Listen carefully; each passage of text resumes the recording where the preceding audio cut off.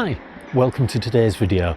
Today we've come to a very unusual place throughout the whole world, Bamburgh. Now Bamburgh has got voted the best beach in the UK and the third best in the whole of the world. So we're hoping for something a bit fantastic. But is Bamburgh really a holiday destination or just somewhere to go for a day trip? Well, in today's video we're going to have a walk around the village, see what it's all about and see whether it's worth coming. Come with me.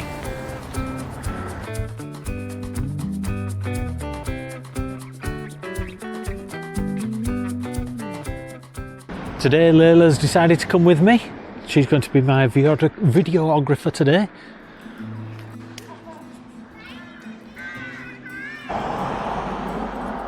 The first thing you're going to realise when you come to Bamburgh is the fact that yes, there's a castle, yes, there's a beach, but there's more to this place than meets the eye. And this here is one of the things that you will want to stop off at. Now, if you know your history of the UK coastline, you'll know about the Royal National Lifeboat Institution. And there's one person that stands out, and that's Grace Darling. Now, Grace Darling, this is her museum, was from here. She rowed out in a rowing boat and saved sailors. One of the early starts of a organisation, if you like, to help protect people out at sea. When nobody else was going out, she got in a rowing boat with some other people and went out and saved 20 people. So certainly one of the places well worth coming to. However, just be aware it is closed Saturdays and Sundays, or it certainly is at this time of the year. But definitely worth the trip.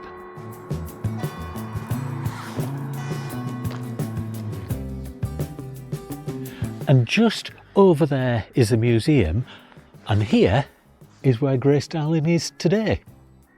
She was a national hero, and hardly understated grave to go with it because she was loved that much.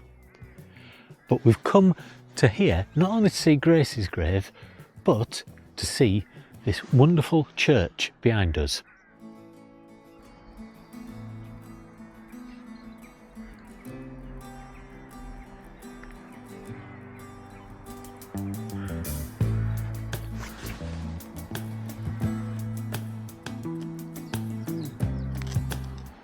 And we've come to St Aidan's Church now. Now, St Aidan's Church was actually here in 635. Although not this, it was a wooden church built on this site. And it's believed that St Aidan, who was a monk in Ireland, was invited over by King Oswald to create this.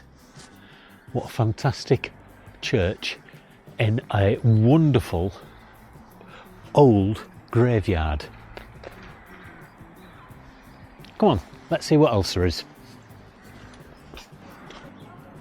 This village is tiny. It's got about 400 people who actually live here, but that's not all it's got. It's got a butcher that started in 1887, and you've got places like this, which when it's open, and it isn't today unfortunately, ice creams, coffees, things like that. Somewhere to sit down and have a little bite to eat when you've come to visit.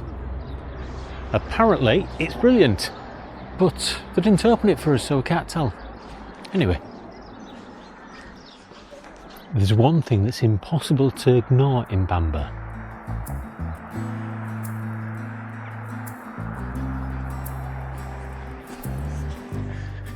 It's impossible to ignore this is the king of castles.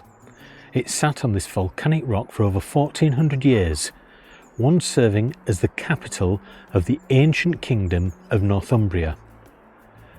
But here's the thing, most people pay the entrance fee, walk the staterooms and leave. If you do that, you're missing the point. To understand why this castle is even here, you have to look at the ground beneath it. The rock is part of the Wyndenwell, a massive volcanic ridge that stretches across the north of England. It's the reason this was the most defensible spot in Britain.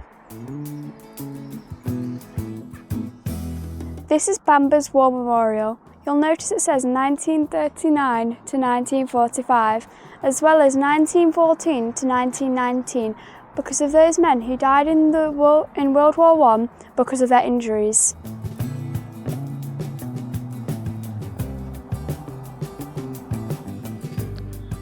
If you think this place looks familiar, there's probably a very good reason, and I bet you watch Netflix. If you watched The Lost Kingdom, you've seen this place. You've known it as Bebbanburg, which was named after a 7th century queen, Bebba. And Bebbanburg means Bamburgh in modern language. So, if you watch Netflix, there you are, The Lost Kingdom.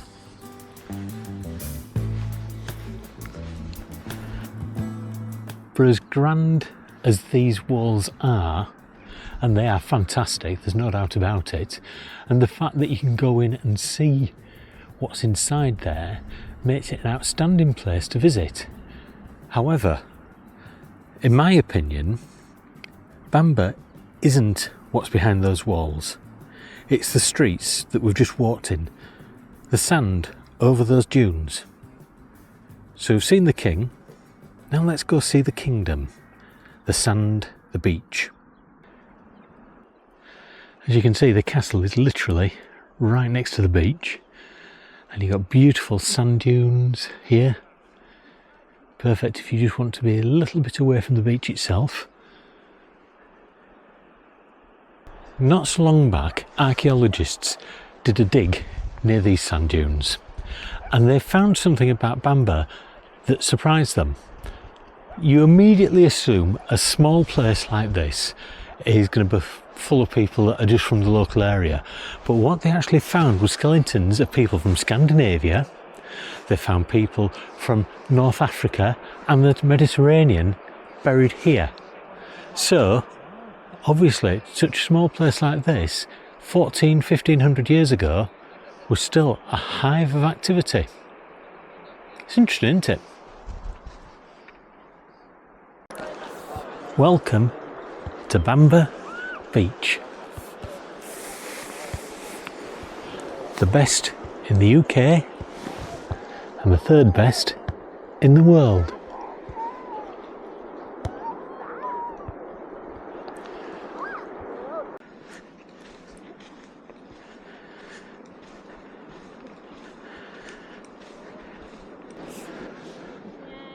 So there's the castle, and here we are on the UK's best beach and the world's third best beach.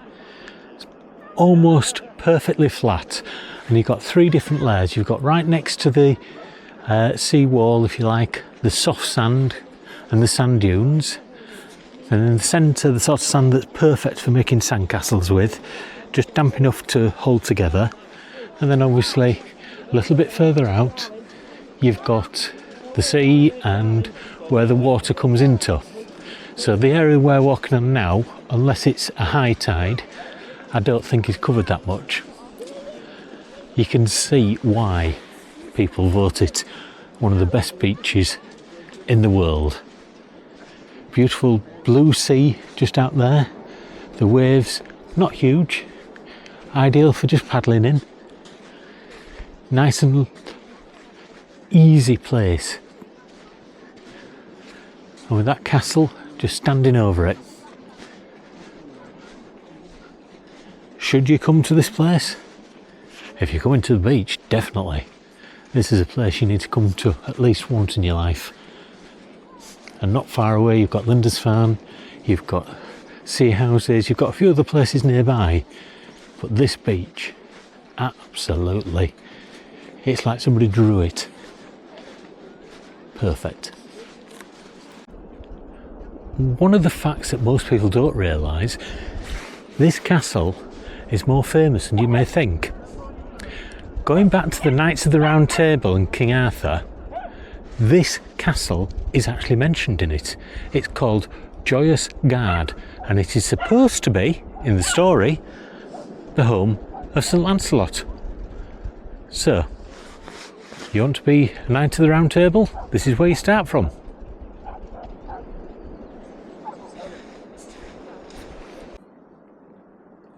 So, is Bamburgh a destination for a holiday or a day trip? Well, if you want entertainment, if you want slot machines, if you want something for the kids to play on, don't come here. Come here for the beach, but nothing more. It's a day trip.